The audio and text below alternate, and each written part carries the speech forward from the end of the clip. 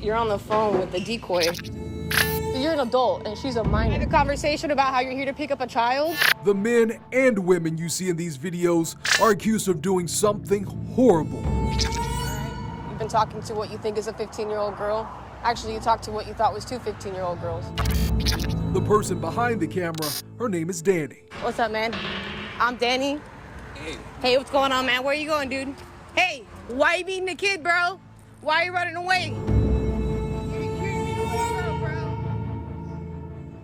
You're at Bass Pro Shops right now when you're trying to pick up a 15-year-old kid while her mom's asleep? Danny is the leader of a group of self-styled predator hunters called the Alliance Against Childhood Exploitation, or ACE. I'm just a concerned citizen. I'm a mom. I'm just a human being. Okay, I'm here to meet you because you're here to take a 14-year-old girl's virginity. Because of what she does, she asks we not show her face. What makes it okay for you to meet a child? 39 years old?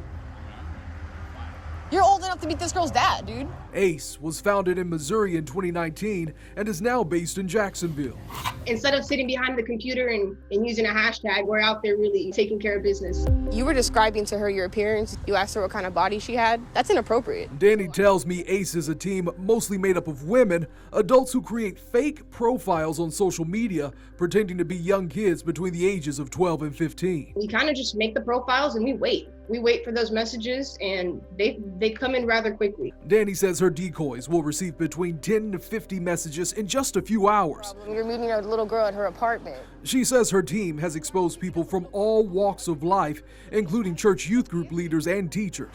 Come on now, really? Come on now, what? Didn't you say you wanted to put a ring on it? But the legality and tactics of groups like this are not endorsed by law enforcement.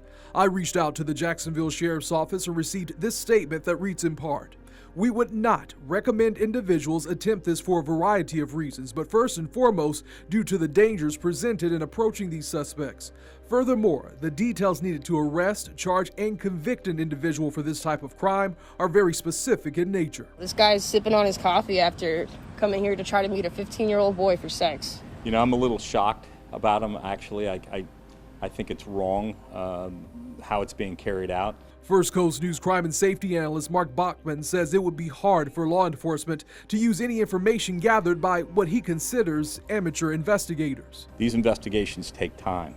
They're not done overnight, and these investigators that work it requires training. I have all the messages, okay? You've been sexually grooming her.